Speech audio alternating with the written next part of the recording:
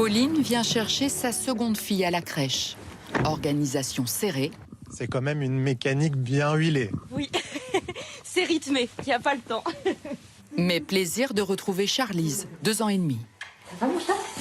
Si Pauline a fait 2 enfants, nous dit-elle, c'est notamment parce qu'avec le papa, les tâches sont partagées équitablement à la maison.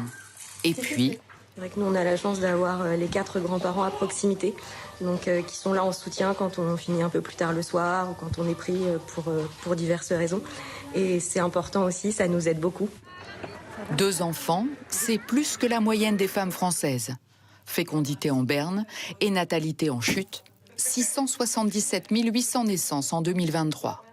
La baisse est très marquée chez les jeunes femmes, moins 7,4%. L'illustration nous est venue assez naturellement en tendant notre micro dans la rue. Ah, le monde dans lequel on vit maintenant, je pense que c'est pas le meilleur pour les enfants et pour grandir, etc. Je veux vivre pour moi, finalement, d'ailleurs très égoïste, mais d'un côté positif du terme. Pour la première fois, les naissances diminuent chez les femmes de plus de 35 ans, moins 4,2%. Et cette démographe avance une explication. Le coût en termes d'organisation et le coût en matière financière de l'enfant. C'est la raison principale qui explique que les jeunes couples vont avoir plutôt 1 ou 2 enfants. Dans la maternité de Saint-Junien, en Haute-Vienne, le choix de faire moins d'enfants se traduit nettement dans l'activité.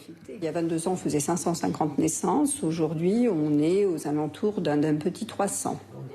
Laura vient d'accueillir une petite Tia, son 2e enfant. Un 3e un jour? Probablement pas. Financièrement, il faut aussi que ça suive. Donc pour les nounous, les crèches ou bien même l'école, la cantine. La baisse de la natalité est un mouvement de fond en France et en Europe. Mais 2023 a marqué une accélération et les 9 premiers mois de cette année confirment la tendance.